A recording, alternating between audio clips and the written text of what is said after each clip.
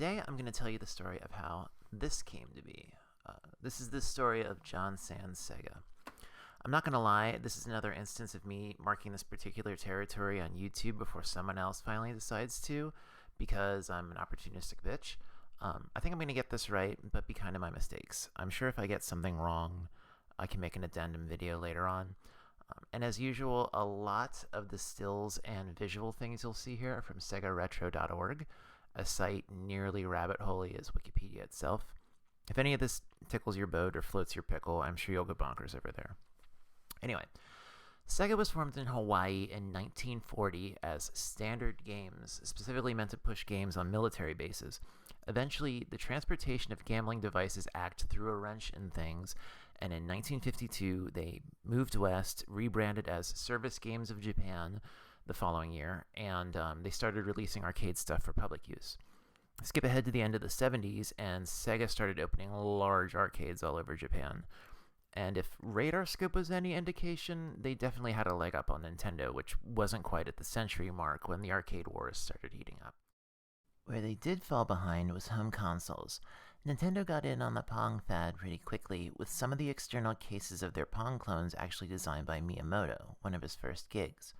Around the time arcades started tanking around the tail end of 1982, Sega put a computer in production, the SC3000, which this video is about. Upon finding out the Famicom was going to be a thing, a converted version of the computer was turned into the SG-1000 and released literally the same day as the Famicom. At the time, IBM was finally getting into American homes with their 5150, and Apple was ready to start fighting a tug of war, with Tandy, Commodore, and Atari having already gotten their foot in the door in the meantime.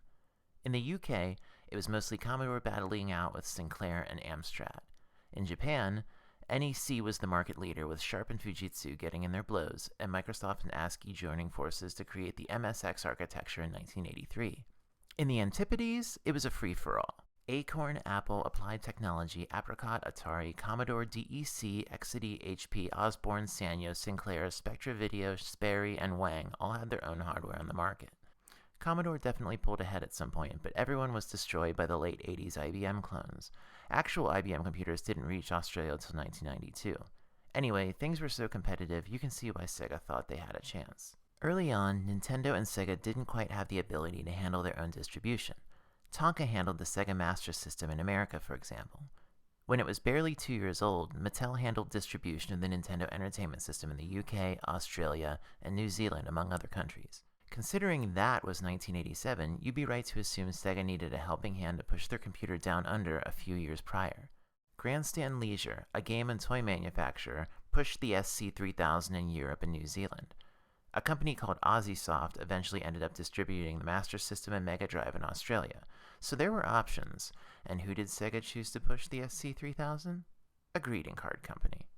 Formed in 1851 by John Sands, the printer, and his brother-in-law, John Sands, the company, started out printing the Sands directory. Think a mid-19th century version of the Yellow Pages or whatever. Granted, phones weren't a thing then, but addresses and livestock listings were. They had such a handle on that shit that the Sands directory existed all the way up to 1974. The success of the directory led to almanacs and gazetteers, and finally they became the first Australian company to print Christmas cards in 1881. So of course they sold Japanese computers. It's like this. They dipped their toe into game distribution in the 1960s, releasing all sorts of stuff from Milton Bradley. They went from printing books and greeting cards to printing board game boards to getting into another form of games. It kind of makes sense if you look at it that way. Eventually, they released exactly 3 Atari 2600 games, and it all leads up to this. I feel like the dweebiest 12-year-old ever holding up some kind of fucking centerfold. Anyway, this brochure I stumbled across on eBay because on the regular, if you get curious and search for either John Sands Sega or Grandstand Sega, you'll mostly find cassette software, but this seemed unique enough that I had to get my hands on it. So here's a look inside, page by page, another life in another part of the world. Australian TV ads from around this time pronounce Sega Sega, which really pisses some people off. I love it. Remind me to use the word componentry more often. Anyway, the basic outline of the SC3000, here only referred to as the John Sands Sega, is laid out here. Notably, it straight up admits you can use a cassette player you already have to store and recall programs, which I imagine may have undercut sales of their own cassette deck. What's interesting is their take on the company history here. John Sands has been a leading Australian company in the communications and leisure fields for more than 145 years, as well as being in the computer services industry since 1969. This is pretty remarkable because not only do I love how they specifically picked the words communications and leisure, obviously covering their phone directories and board games, but I cannot for the life of me find any evidence of their history in what's specified as the computer services industry. I'm assuming maybe computer classes like the one they're offering at the end of the brochure. The second half of the page has some fairly boilerplate computers of the future proselytizing, but that's all.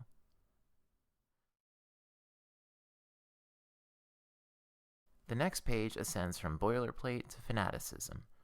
You can find out how much it's costing you to run the boat. Another amazing graphic feature of the John Sands Sega is that it will provide 32 planes of graphic sprites. It goes on to mention the music cartridge, and I'm not going to lie, it'd probably be fun to screw around with that one. It concludes with an almost but not quite nod to networking in the form of data banks. So this is the SC3000H, which means it has proper hard keys instead of those membrane things like you'd find on a Moog Source or a microwave, or the remotes for those colored waterproof LED lights you use for taking bathtub lewds. This model wasn't rolled out in Oz until 1984. It also says the RAM is expandable. More on that later. This part of the brochure actually folds out, and here's the stuff inside. This is wild, the plotter printer. Notice the 4 colors of ink are actually TV colors instead of printing inks? Wild. Sega Retro says not only is the printer itself rare, the paper is rarer still. A plotter printer differs from the kind we're all used to, in that it uses precise, pencil kind of thing used to get ink on paper. It ends up creating more precise lines, and so it's more useful in the fields of math, programming, and architecture.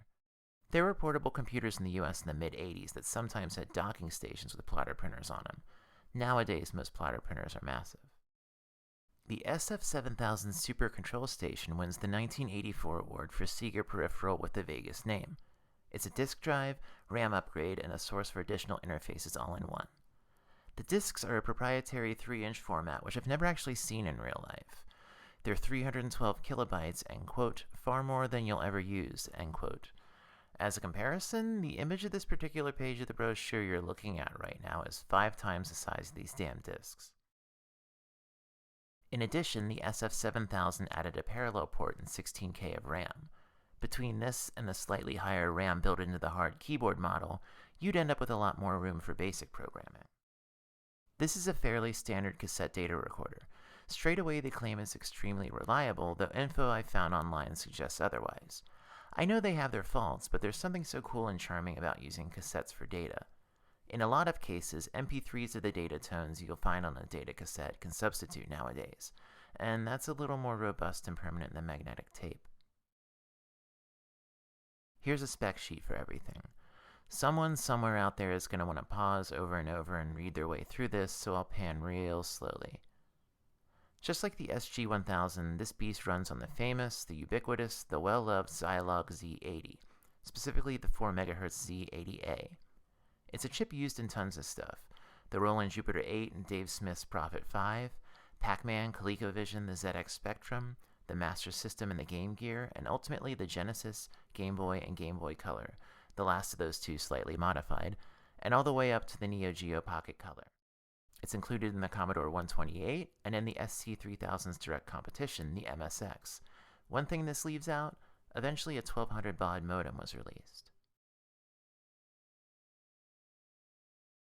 The hard keyboard is a joy to use.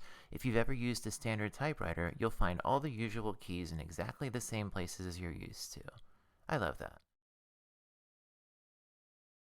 Seen here is that SC3000 model without the H at the end with the membrane keys. There's actually less RAM in this model too. It says a basic 3B cartridge is included, so you'd think they'd be a lot easier to find on eBay, but that's not the case. Most of the time, non-Japanese SG-1000, SC3000 stuff is rare and more expensive these days. Okay, this rules. Shown here is software on cassette. For the most part, this stuff was exclusive to Australia and New Zealand, and that clean design makes them hella appealing and twice as collectible. These pop up online a little more often than the game cartridges will. From what I understand, some of these were sourced from Tandy Software. A few games were in massive clamshell packages rather than basic cassette cases. Keep in mind, I haven't gotten into all the cassettes released in Europe, and I won't. You can't tell just by looking here, but that basic level 3 manual is thick as hell. Australian Geography Tutor sounds pretty dope, but I'm certain the names of stuff will be way less reconciliation forward than now, which is a little cringy. Here we go, games. Notice the similar but red design on Axarion and Packard, and there are quite a few unrecognizable names, things that wouldn't be playable on an SG-1000. I can't even fathom how hard it must be to come across an Australian copy of Orgus. I believe a total of 17 game cartridges were released and twice as many cassettes, which is commendable for being Australian exclusives. There were a few library and rental-only games, too. This would have been compatible with the card catcher also, but I can't imagine anyone down under would be seeking out that or card-based games from overseas. The PH400 steering wheel. I just got one of these a month ago, and you can actually use it somewhat on Master System, Genesis, and Game Gear stuff too, although the horn button on mine is a hair trigger, and I gotta probably open it up to fix it, which I'm a little paranoid about. The joystick here is the red button model, as opposed to the teal button one, which was an option in Japan. This is a trip. Buying an SC3000 entitled you to a free 5-hour course on how to use it. I mean, most people watching this probably didn't know Sega ever made a computer. The notion of proper classes on how to use the thing is mind-blowing, especially since, like I said, this is basically a greeting card company in charge of everything. Now that I think of it, being a printing company certainly explains the modernistic quality of the art design on their packaging. Not much to say here in conclusion, just some addresses and phone numbers for dealers and perhaps tech support. If you catch hell for trying any of these numbers nowadays, don't blame me. Sega's computer standard was slightly similar to the MSX, but not quite good enough to compete. Eventually, it was clear between the two that MSX was going to pull ahead, and that was that. The SC3000 had its fans. It's kind of cool to think people were in on it on the ground floor and still kept their computers around today, specifically in Australia, since in America, all we've ever really had is a hobbyist market.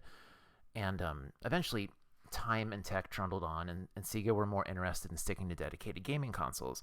Eventually, John Sands was absorbed into American Greetings, arguably a fitting end. If you're into this, you're allowed to click this thing over here. I don't know where I am in relation to the camera, but there's a picture of me, and that's the subscribe button. And subscriptions technically probably work better at things than likes or comments, but I guess I'm not going to discourage those either. I'm kind of being really lackadaisical about this, which is weird because I put a lot of effort into this video. Anyway, I guess I'll just see you next week. The John Sands Sega SC3000, named by Video Age as the best home computer of 1983. And if you buy now, its price of less than $300 also includes this Sega Super Tape of 6 great programs, plus a 5-hour hands-on course in using your Sega. These extras alone are worth more than $200. All this, the best home computer of 1983, the Sega Super Tape, the free 5-hour computer course, all for less than $300 at these stores now. Hurry while stocks last.